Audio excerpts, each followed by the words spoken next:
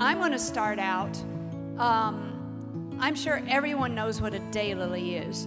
There are thousands upon thousands of varieties of daylilies out there. But there are very few that are so extraordinary like this yellow landscape supreme. There are evergreen daylilies that are outstanding for down here.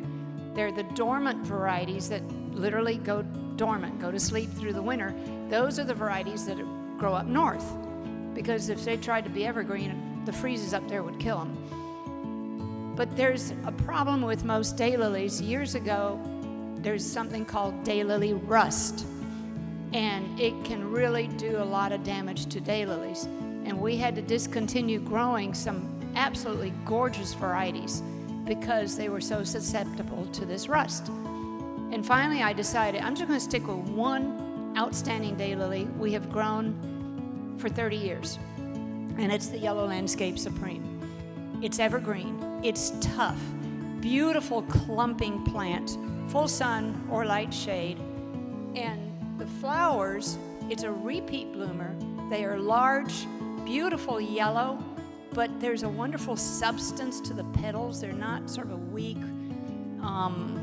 tissue papery type petal.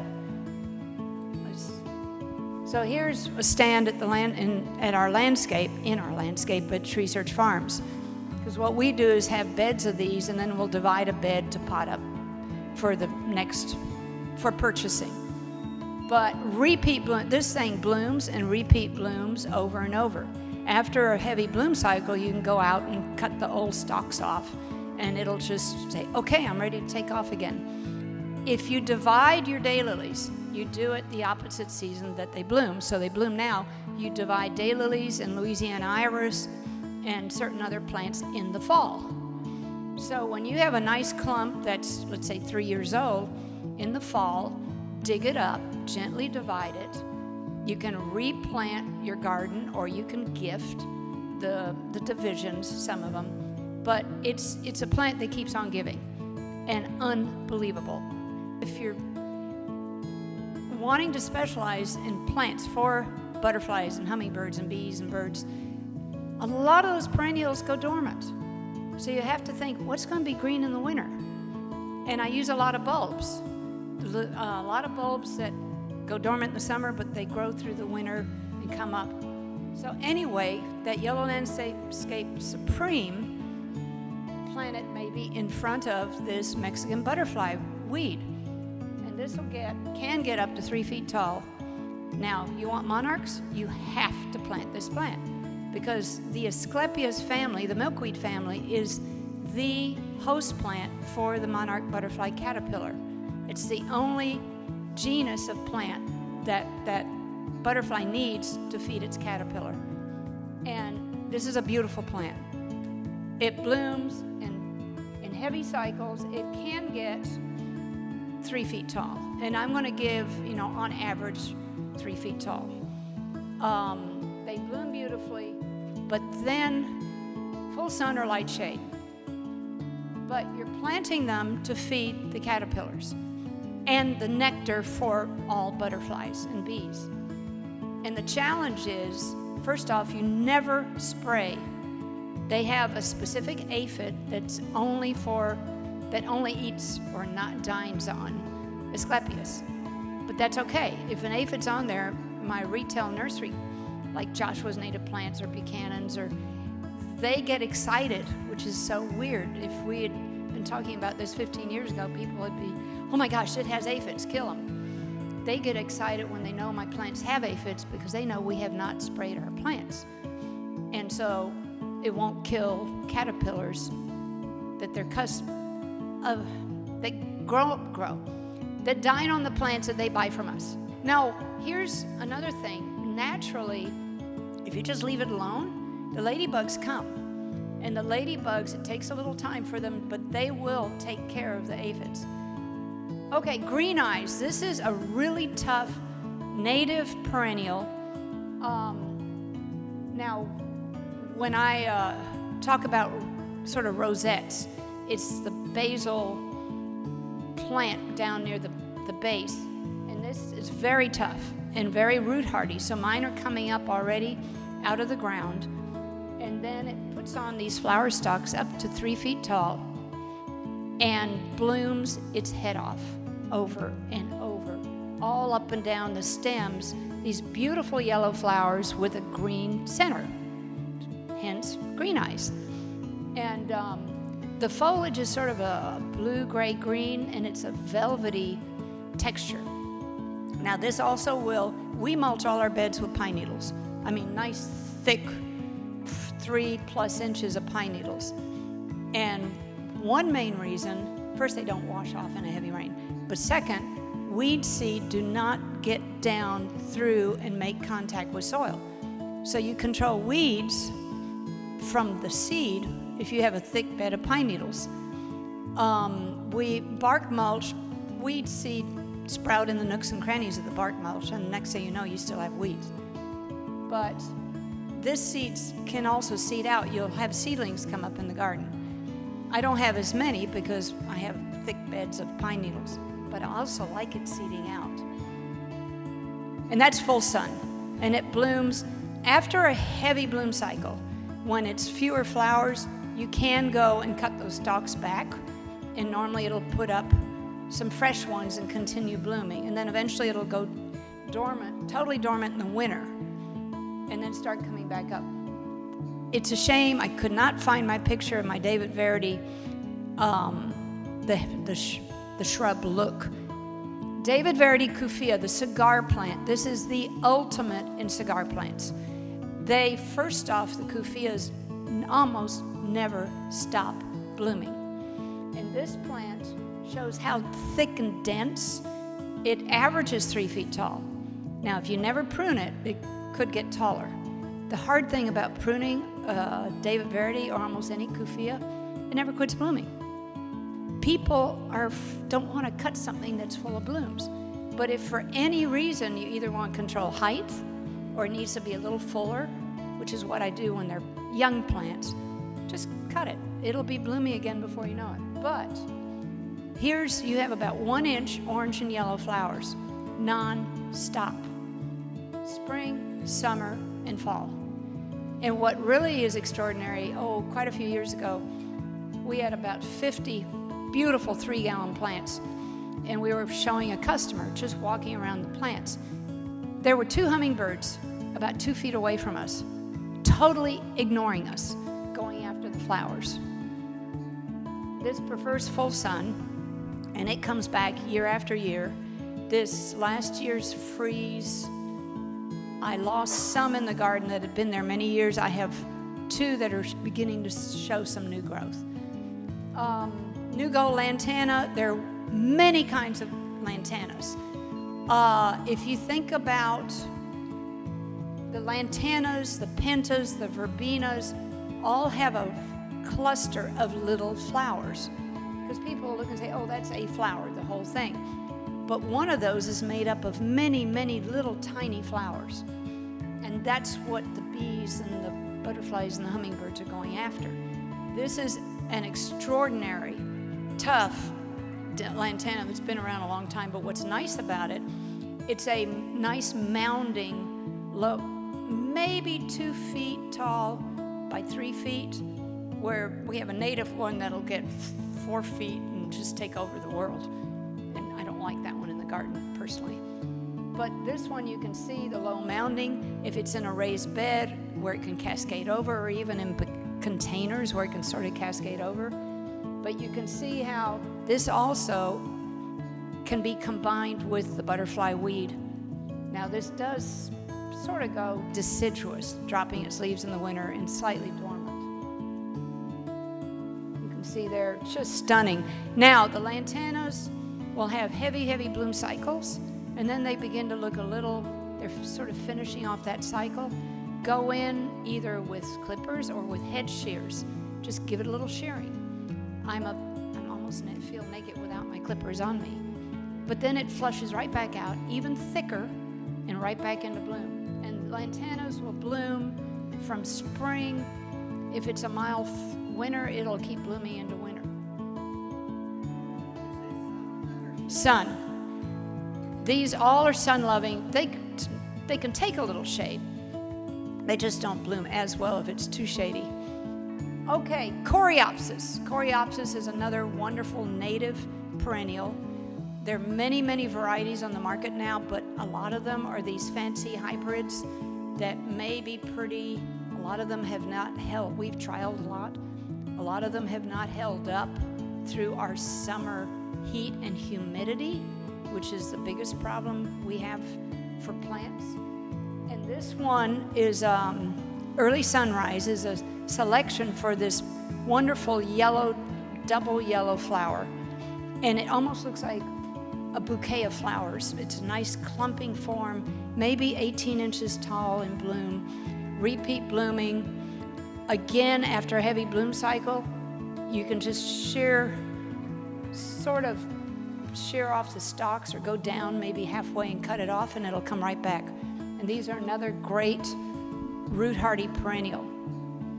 Beautiful flowers. Okay, Gulfstrom rudbeckia, black-eyed Susans. There are all kinds of black-eyed Susans, many native varieties, some that get 7 feet tall, and then some that have been hybridized. I'll mention this with the pentas, but a lot of the fancy hybrids that have come out on a lot of these don't have the amount of nectar that the older varieties or natives or heirlooms normally have. Now, Rudbeckia Gulfstrom is very tough, slowly clumps out. It blooms in the summer, so mine in the ground is about a 4-year-old plant, and it went from 1, well, I planted 3, and they've just filled out to where they've made this beautiful clump. So when they bloom in the summer, they bloom for a couple of months. It's not something that blooms nonstop. But when it blooms, it is spectacular. And the stalks, 18, 20 inches, great cut flower. That one definitely looks like a bouquet. And then you can have salvias around it. It looks like a shrimp plant in the background. Prefers full sun, but this is a superb, long-lived perennial. Okay, variegated red shrimp plant. Shrimp plants are very old-fashioned. I don't know if our grandparents had them. Tough. I have not lost a shrimp plant, even from that freeze last year. They freeze back normally, and you have to chop it all back. In normally February, I'll cut things back, and then they flush back out. This one is also, they'll sort of shrub out easily up to 4 feet by 4 feet if you allow it. But once it starts blooming, it just blooms, and it has a mottled type of variegation on it, but it's an extraordinary bloomer. And if back when you were kids, ever pull the flower out and suck the sort of the nectar out of the back of it, it's fun. Yeah, the red is the calyx, and the actual flower are the white flowers coming out of it. And that's what the hummingbirds and the butterflies and the bees go for. But if you pull one of those out when we were kids and you suck the back of it, you're getting the honey or the nectar that they're getting. We're just getting it from the reverse end. Honeysuckle, yeah, Doesn't grow fast because it's always blooming. That's one of the things. But yes, you can, full sun or part shade. Oh my gosh, there's so many different kinds of salvias. This salvia indigo spires is a blooming fool. And it can, in bloom, get up to 4 feet tall. But again, you can, after a heavy bloom, just cut it in half. It comes right back thicker, but it has these long, wonderful stems of blue flowers over and over and over. And again, prefers the full sun or light shade. Too much shade is going to get leggy. But if nothing else, I'm going to drill into you, cut things back. It's not going to hurt them. That easily, after those spikes are just beginning to age, you could just go in with head shears and cut it in half. And water it well. If you want to give it a little extra fertilizer, and it's going to flush back. Every time you cut, it's going to force something to branch. Makes it thicker and fuller. Oh my gosh. Now, they have these hybridizers keep working on creating new and different plants, and they patent them. Well, a lot of these patented plants don't work at all down here. They don't think about the Gulf Coast and the heat and humidity in our summers. This crazy thing is unbelievable. Of course, I say that about a lot of plants. But the skyscraper orange, and I saw in the handout it says it's sort of coral. It's more orange, but in the landscape, mine got to be about 2.5 feet tall, very thick. Now, I always like to plant maybe 3s or 5s, but because it does get, I think I placed them 2 feet apart in a triangle. So they made this, when they grew together, they made this spectacular stand. What impressed me about this one was the denseness and the sturdiness of the stems staying tight, and blooms just beautiful. And again, after a heavy bloom cycle, or if it looks like it needs a pruning, cut it back, or cut it in half, or cut it in a third, and let it flush back out. But again, you can do a lot of these in containers, give it enough size, or in the garden. Now, May night salvia, there are many, many salvias I would like to have talked about, but I'm not going to talk about something I don't have available. That's not fair to you guys. I've sat in talks and got excited about something, and then the speaker says, oh no, you can't get that. It's like, then why'd you talk about it?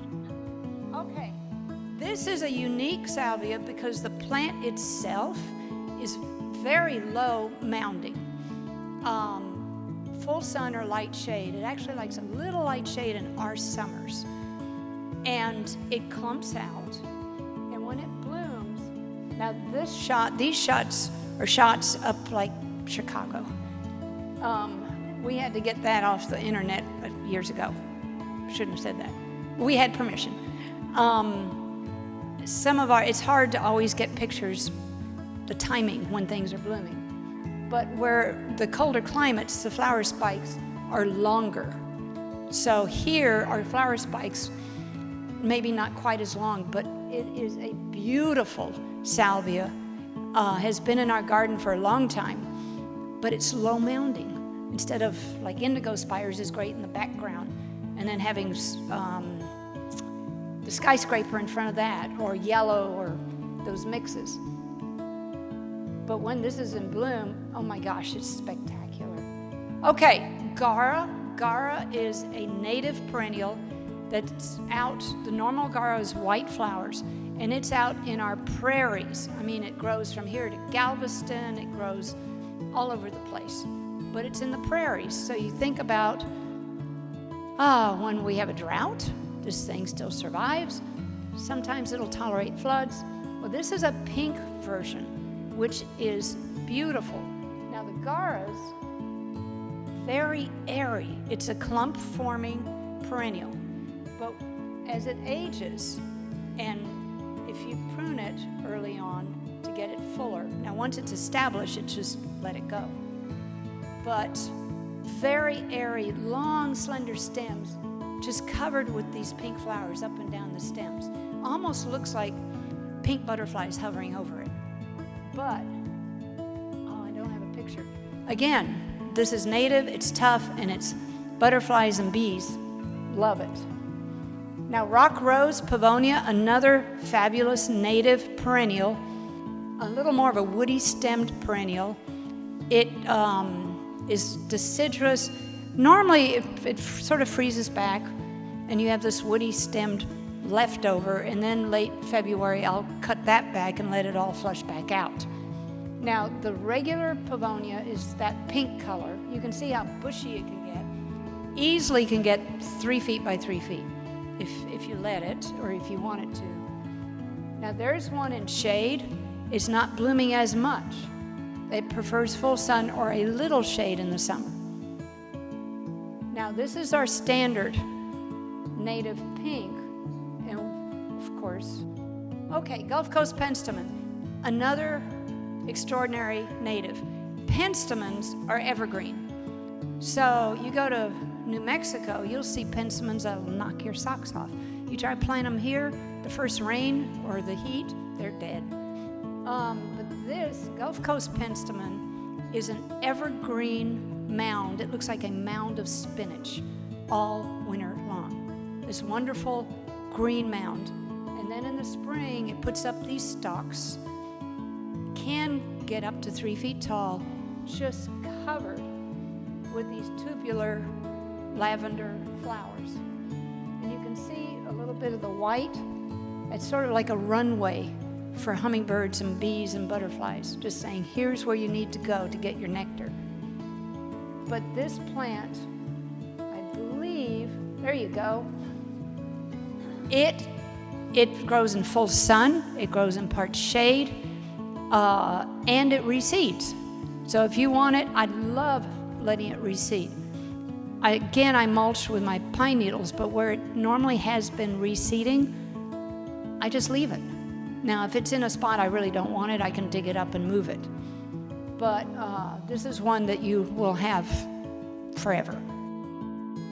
Homestead verbena. Homestead purple is one of the old-fashioned verbenas. Now, where lantanas they sort of go semi-dormant or dormant in the winter. Lantanas do very well through the heat of the summer. Verbenas hate the heat of the summer. But normally, these old-fashioned verbenas thrive in our winters and grow. My homestead in the landscape has been blooming for months.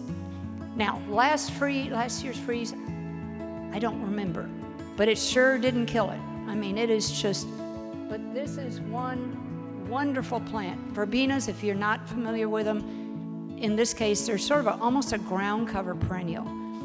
It's just one plant will slowly sort of grow out and cover, as you saw. And here's these wonderful clusters of them, again, made up of those tiny individual flowers that all the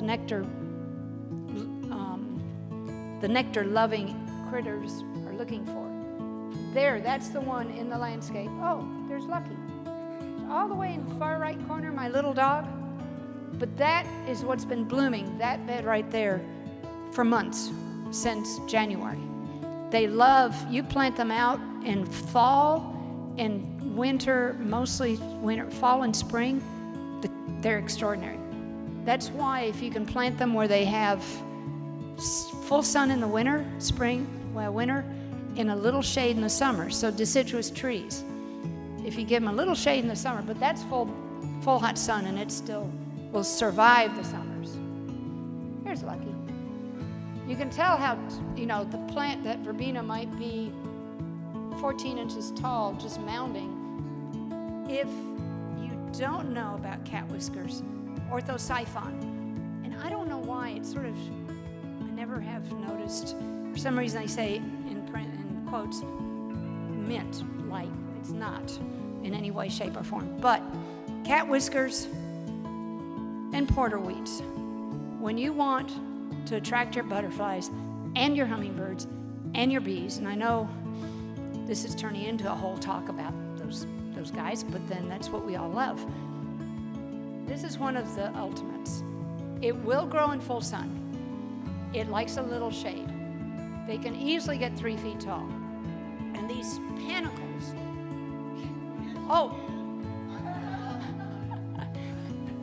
Rob can't kill anything. He's great. Anyway, these panicles of all those flower buds, you have the individual flowers. Let's see here. That's the white. But look at that. If that doesn't look like whiskers. But here is the, I forgot about that shot. But look at that. And we have shots of butterflies and hummingbirds on the same flower. That's the one of the porter. But the porterweed, where you have your ray flowers, your lantanas and verbenas and pentas, with the cluster made up of little flowers, just imagine same kind of flower, but on a long, slender stem. And the flowers, all the buds are above the flowers, so they keep opening. And these plants, the blue can get up to easily 3 feet by 3 feet. Now these are average sizes.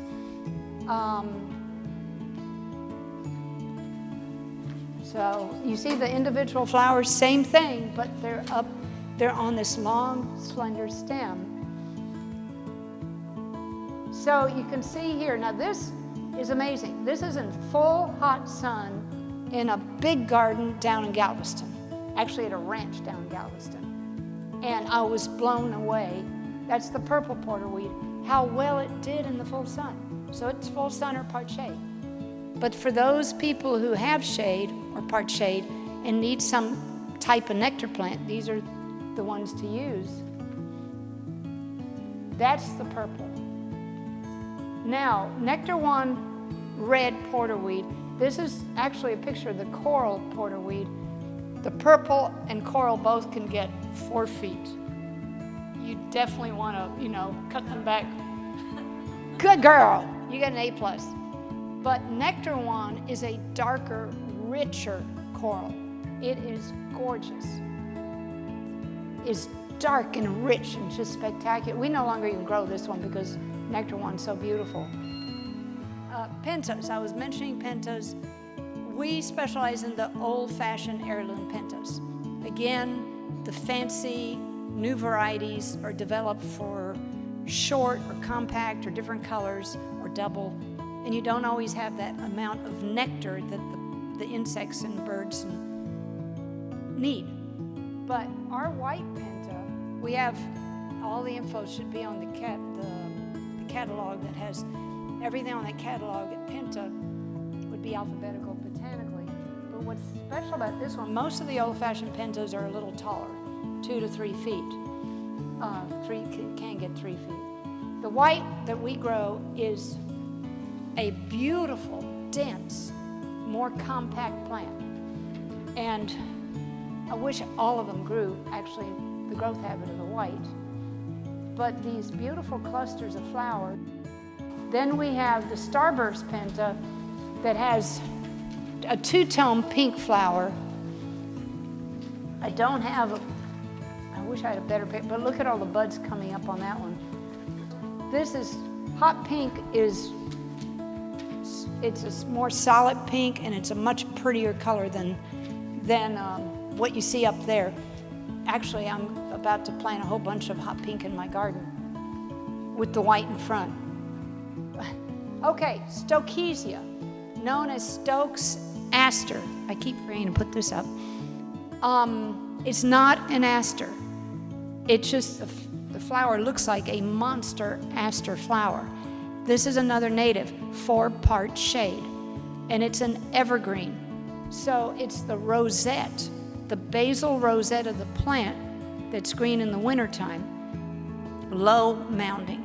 And then comes spring, it starts putting up these stalks. And this is up in our front garden at the nursery under the live oak. This stand, I don't know what other pictures I have here. And that plant, that one plant there is about 3 years old. So it's been clumping out. And they bloom for a long time in the spring. And after a bloom cycle, you can go deadhead, well, not just deadhead, but cut the flower stalks off. And sometimes it might rebloom. It's competing with the crepe myrtle roots, so you just want to make sure it gets watered. And everything needs good, decent drainage. Nothing likes sitting in wet. But the Stokesias, now the Mel's Blue, this is not Mel's Blue. Mel's Blue is, I think, a little more lavender. I'm not too sure. I've not grown that one, but it's the only one we had at the time. And all the Stokesias are just spectacular. This one, now where these others are, the Divinity is a pure white, basically, and it's patented, so we're not allowed to propagate it. We have to buy liners. It is worth it. Anyway, you can see the wonderful clumping growth habit. In bloom, maybe 16, 18 inches tall, and long bloomer, and putting a grouping of white and then the blues in the same bed. You can even do it to where it sort of undulates through the garden with porterweed and pentas and cat whiskers behind it. Wine cup. This is our native wine cup. They have to have shade in the summer.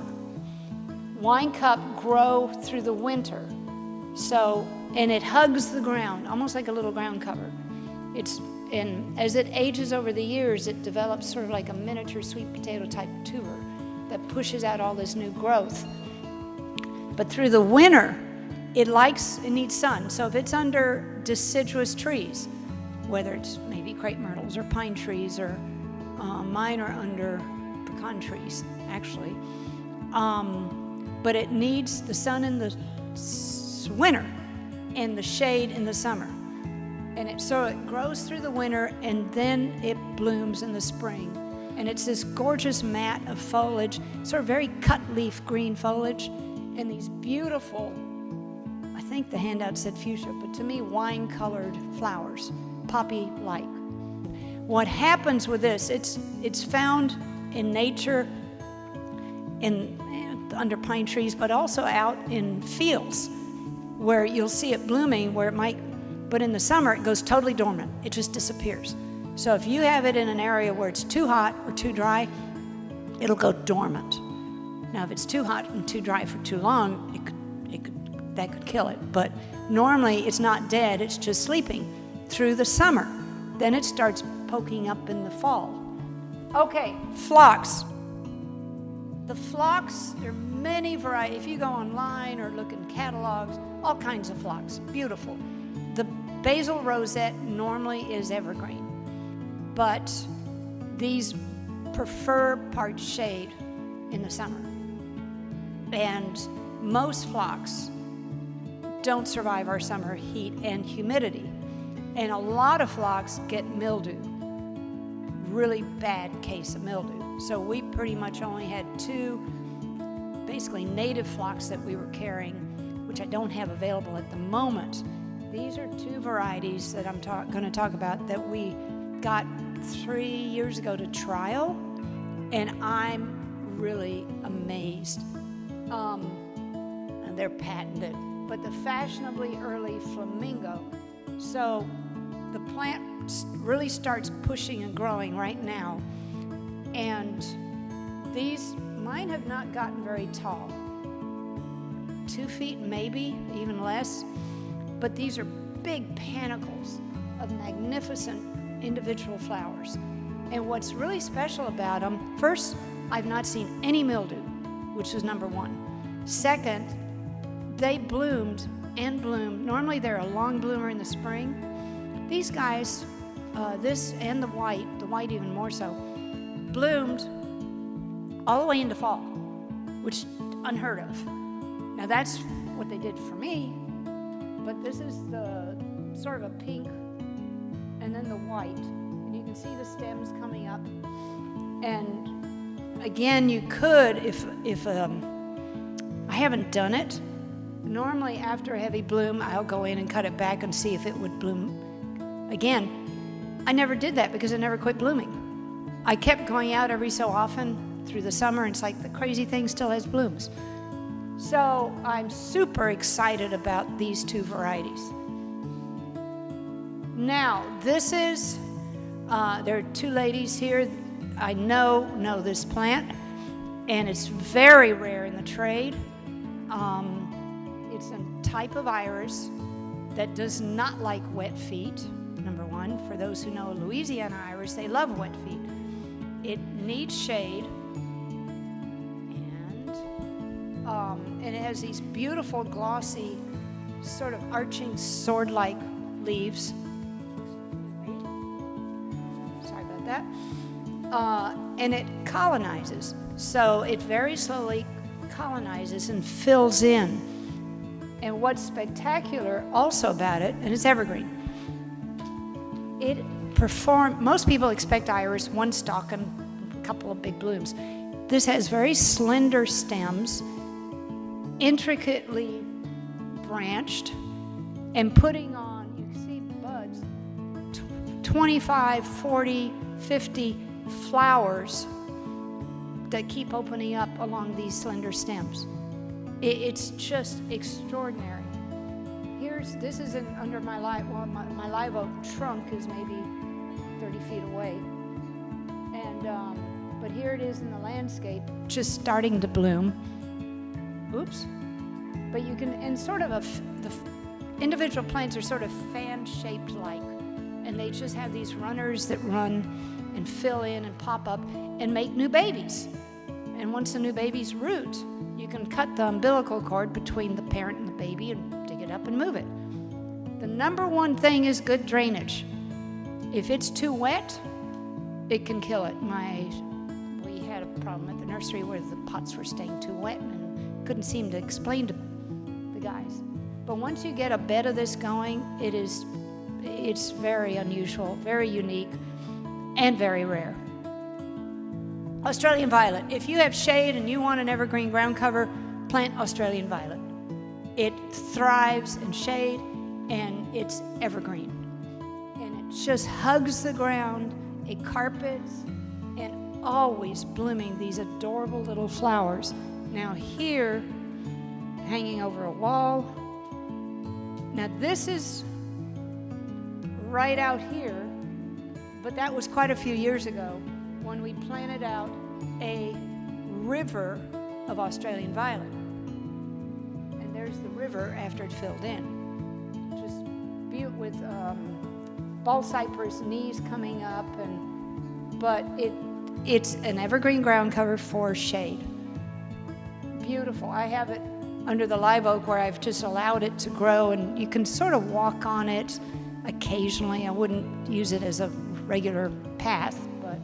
Blue shade Ruellia, this is a tough Ruellia. It's a ground cover Ruellia, not like the Katy or some of the ones that'll seed all over the place, but sort of a velvety leaf. It prefers part shade. Normally it's an evergreen. Last year there was one area where it didn't really get hit by the freeze, but other areas it froze back and came back. Where it grows in the sun, it can grow in full sun, but it doesn't look as happy. But beautiful, normally evergreen, thick, luscious, sort of soft-looking ground cover for shade gardens or part shade. And then, of course, the beautiful blooms. Turk's cap, our native Turk's cap, one of sort of a woody, stemmed, shrubby plant, native, found on the edge of woods and in woods, and this is in full sun, so it does just as well in full hot sun or part shade. But you do want to, if you want to contain the size of it, Turk's cap can get pretty big. You can cut it back anytime. Right now, February is when, because it drops all its leaves, that's when I would go in and give it a major whack so it'll come back very thick and full. But those flowers, there's a really nice ground cover look or effect. And as it gets taller, you can always go in and shear it if you want to keep it lower. But these are repeat bloomers, mainly spring, fall, and some summer. But a great native for more of a shrubby look in the garden. And then Greg Grant had developed the pink one, which is a pretty color and softer for people who may not want red in their garden. Very pretty flower. Okay, beauty berries. For those of you, I don't know if anyone doesn't know what a native beauty berry is, but if you don't, it's a native shrub that can get very lanky but very big. Beauty berries. Our natives are again found at the edge of woods and in understory plants.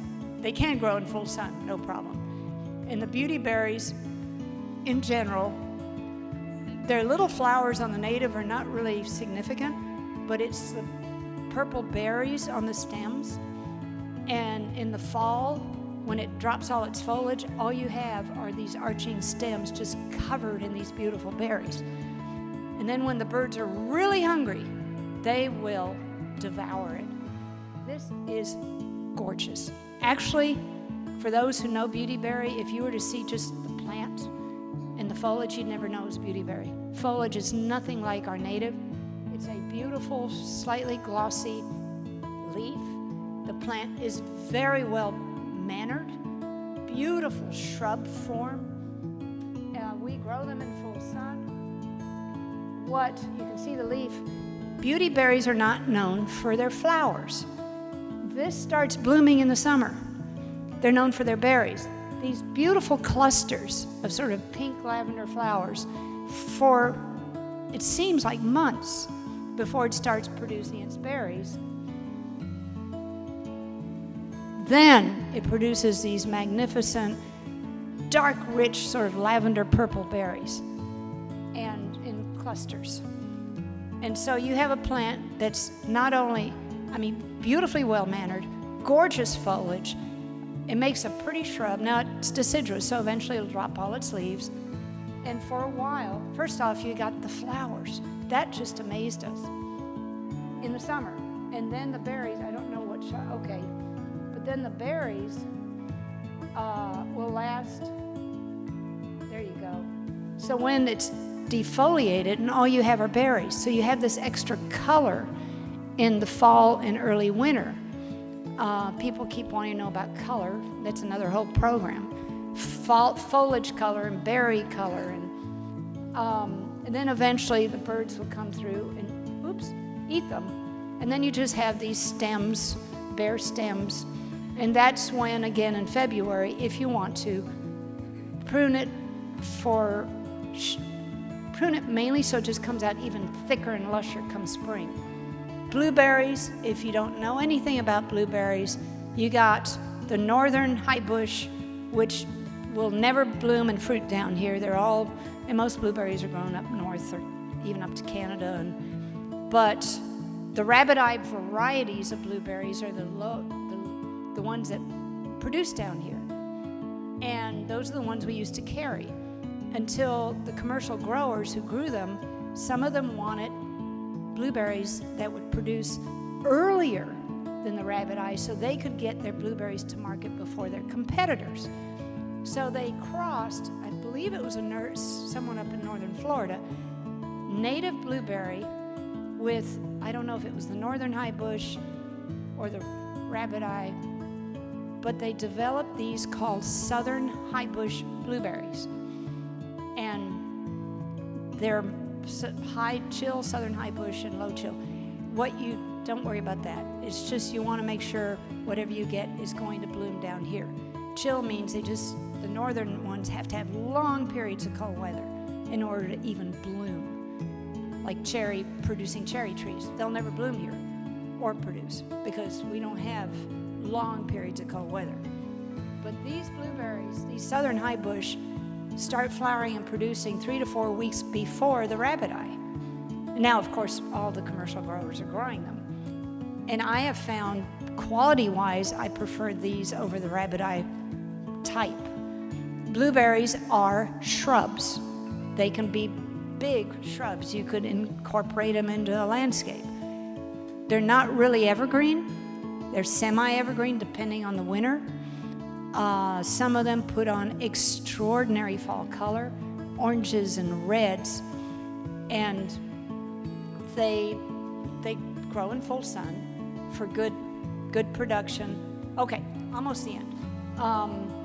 But what is very important, these, even a 3-gallon pot can give you quite a few blueberries. Okay. Blueberries need acid. They need like a pH of 5 to really produce well.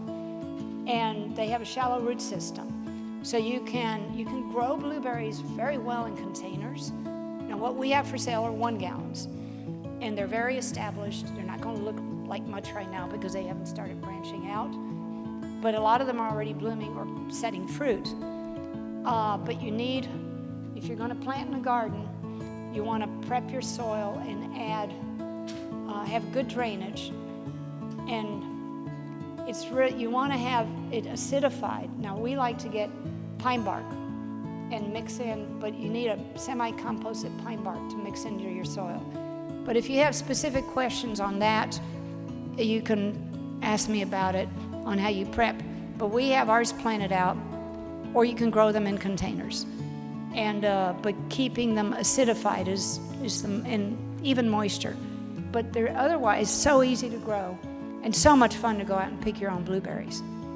Oh, one of the most important things, you have to have a minimum of 2 different varieties for cross-pollination for good production. So if someone got 2 of the same variety, it's not crossing. So now the more you have, more different varieties, better pollination, but you also, some of them start producing a little earlier than another one, so it'll also extend your blueberry production. Okay, let me go ahead, finish up. Vines, this is the variegated potato vine. The variegated one is evergreen, which is hard to believe, but it's yellow variegation on the foliage and clusters of white flowers. This is at Arborgate up in Tomball, and if you've never been to Arborgate, it's worth going to. There are many wonderful special nurseries on the back of the handout, the catalog, that are all local nurseries that have so many different things to go see and visit. But this is just spectacular. She sold everything we could grow when she had that growing on there. You can't really see the yellow variegation in that picture that well. Oops. And then it has the clusters of white flowers, but it's the evergreen and up until last winter, mine on the fence in the middle of winter glowed with that yellow variegation on it. Oh, Mexican butterfly vine, tough vine. It's evergreen, except that one winter, and it just dropped its leaves. But it likes full sun. It loves the heat. And once it gets established, it blooms it's covered with these clusters of yellow flowers. Then it produces these chartreuse butterfly seed pods that then turn brown. And many people use the brown seed pods, they're the green ones, for painting, for their kids to make ornaments. Let's see here. So this is actually a wire structure, arbor. There's an entrance on the other side with a little patio and table. And this is grown to cover it. And it's been like this for 20 plus years. Now it's already had a heavy bloom cycle. Those are all the seed pods. But they're the blooms. And when it's in full bloom, that is just solid yellow. It's a repeat bloomer. And it's just, I love this plant. It's not always easy to come by. It takes a little while to get rooted in and established, but once it does, it grows pretty fast. Now, to end the talk, is the Peggy Martin rose. And by now, if you don't know who this is, the rose anyway. During Katrina, Peggy Martin, a Rosarian down Plaquemine Parish in Louisiana, had a property, like 400 and some odd varieties of roses, and just a amazing woman. Dr. Bill Welch, she had this rose growing on like a barn, but she didn't know what it was. And Dr. Bill Welch from A&M had gotten cuttings from her and had grown it and gave me cuttings and some other people cuttings, said, you got to grow this rose. It's incredible. And it's a climbing rose, but you have to train it up because all it wants to do is drape over. So once you train it up, and then it cascades, and when this comes into bloom, it's mainly a spring bloomer, sporadic in the summer and sporadic in the fall. But when it comes into bloom, it's spectacular for weeks on end. So Dr. Bill Welch decided to name it after her and wrote it up in Southern Living magazine and everything else. But clusters of pink flower and basically thornless. I mean, it's just, oh, that's one of my other dogs. That's Max.